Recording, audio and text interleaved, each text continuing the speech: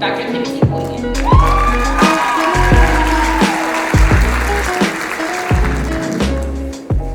Delta Tech, it's an honor and a privilege to come before you all today on this great graduation evening. Now, you all are graduating with a skill that you can employ right away. But it's very important as you go out into the workforce that you always exhibit pride and purpose. You might ask, what is purpose? What is it that I really want to do? Is it that I want to make a lot of money, or do I want to make a difference? And there are going to be some times in your career where you might question, am I really living my purpose? Am I really making a difference? And every now and then you'll get a confirmation. Perfect example was about 2 years ago. I was in a Walmart and I got a tap on the shoulder from a lady. And I turned around and I was confused. I didn't know the lady, but she was very tearful. And she told me that when she saw me, she became overwhelmed because I saved her life. And I was confused. I was like, what do you mean I saved your life? I'm afraid I don't know you, ma'am. But she told me that her mother died of breast cancer, terminal breast cancer. And her mom was very adamant that she was not going to go to the doctor because she didn't believe in doctors. She was a prayerful lady. She revealed that her mom told her that it had been 15 years since she had last seen a doctor and she was fine when she fainted the first time. Maybe 5 years before going to the doctor in an ambulance after she fainted the final time, she had a breast mass, but she was not going to go to the doctor because doctors, they were just out for the money. Well, it turned out she ignored the breast mass and she started having these fainting spells, and they finally took her to the emergency room in an ambulance. They did some radiological tests and they diagnosed her with metastatic breast cancer that spread all over her body. They put her on chemo and radiotherapy, and her mom lived 6 months more, very miserable state, where she threw up, she lost all her hair, she lost a lot of weight, and she went on to be with God. But the lady in the store told me that she watched her mom so miserable, and she was determined she was not going to go to the doctor. She didn't want to go to the hospital and end up like her mom. But she said she saw me on television, and I was talking about breast cancer. She said, I'm not going to no doctor. That guy, he seems like he knows what he's talking about, but I'm not going. Then she heard me on the radio when she was riding in a car. Breast cancer, go get screened. She was not going to go. But then on one particular Sunday, she saw me in church. And I was talking about breast cancer. And she said, this dude just keeps showing up everywhere. So she said, let me go ahead and just go to the doctor. So she went, not to my clinic, but she went to a clinic and she got a breast exam. She got a mammogram, and the mammogram showed cancer. She followed up as advised, as she told me, and got an outpatient ultrasound-guided biopsy, and all the surrounding tissue was cancer-free. She did a radiological test, and they told her her cancer was cured because she went to the doctor, unlike her mother, before she started developing symptoms. That day in Walmart, there was a confirmation to me that I was living in my purpose. I was helping people to become more health-minded, and I saved one life. But I also exhibited pride in that I worked hard to make sure that I got the information out to the community by going to the television stations, the radios, and going to the churches. Now, you might ask, you're a doctor, man. What does that have to do with me? I'm not a medical doctor. How can I have purpose? Well, I'm gonna tell y'all something that might be a little surprising. I used to be a medical assistant. Trained in the military, got my certification, and took my first job at Baptist Hospital in Jackson, Mississippi. Basically, I took the job and it was good. I was excited on the first day. I showed up for the first day. Private Quinn ready for service. They said, sir, now. It's just a hospital. I thought I was still in the military.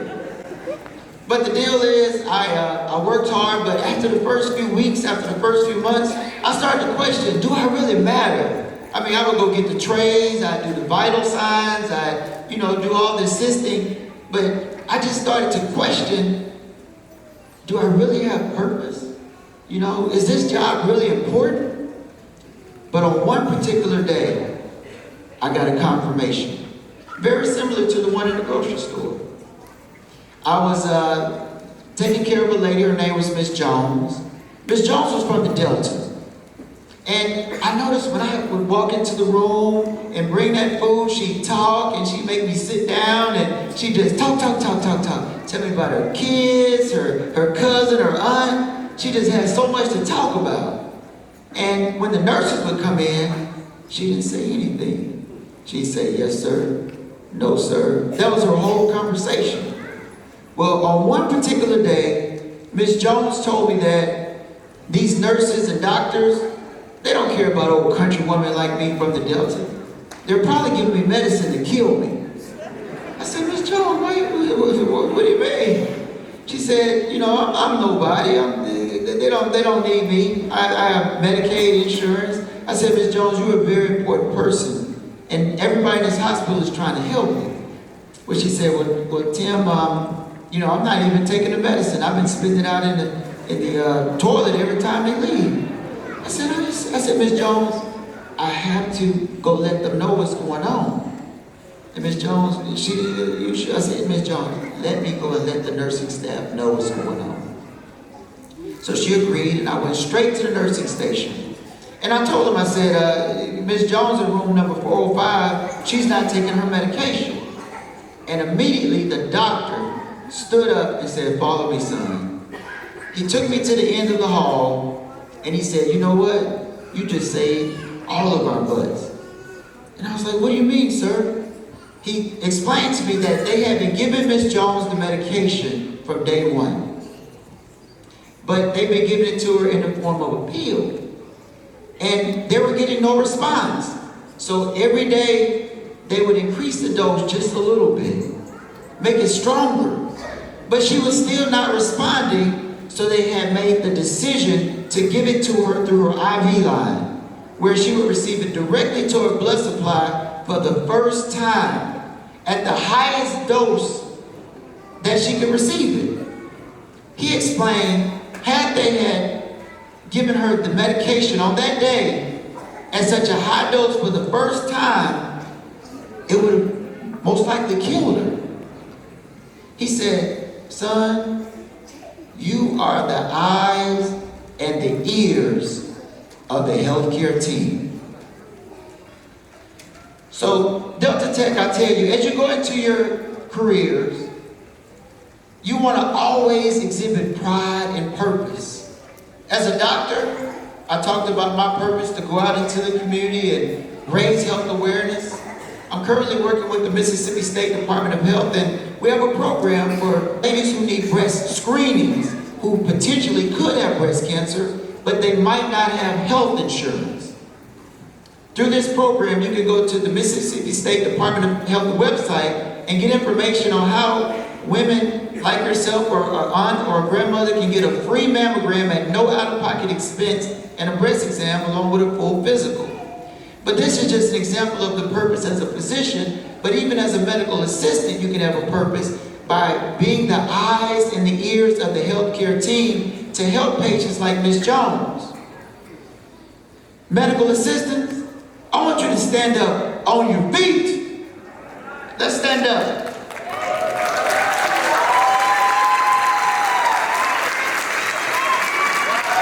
I want you to exhibit pride and purpose in your jobs. Like I said, and I'll say it again, to be the eyes and the ears of the healthcare team. Dental assistants, on your feet, let's stand up.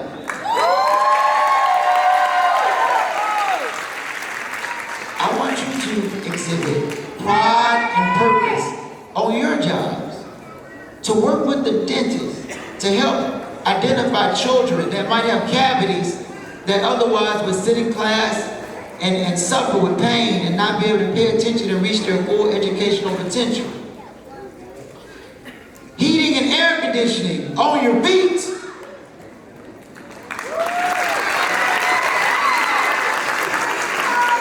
I want you to exhibit pride and purpose on your jobs. So in the hottest of summer, you can keep buildings cool. And in the winter, keep buildings warm, and maybe senior citizens in nursing homes will freeze to death or overheat from a stroke in the hottest of the summer. Truck drivers, on your feet. I want you to exhibit pride and purpose on your jobs. So when you're driving those trucks hundreds of miles in the dark winter nights with rain, you'll be potentially delivering supplies such as medication and food to people who need it, making a difference, saving multiple lives. Welders, on your feet. Imagine exhibiting pride and purpose on your jobs, welding the bridges that the trucks will cross so that they can get to their destination safely, and welding different structures and buildings, keeping our community safe. And lastly, cosmetologists, on your feet. I want you to exhibit pride and purpose in your jobs, to help your clients by helping them to find their outer beauty, to raise their self-esteem so that they can reach their true potential, but also, like my father that's a cosmetologist, counseling them. Because in a lot of cases, you're going to have clients that will come to you, they're going through a divorce, maybe a loved one has cancer, all type of problems, and you can be there for them and help them get through these hard times by continuing to exhibit your pride and purpose. Delta Tech, I want everybody to stand up on your feet.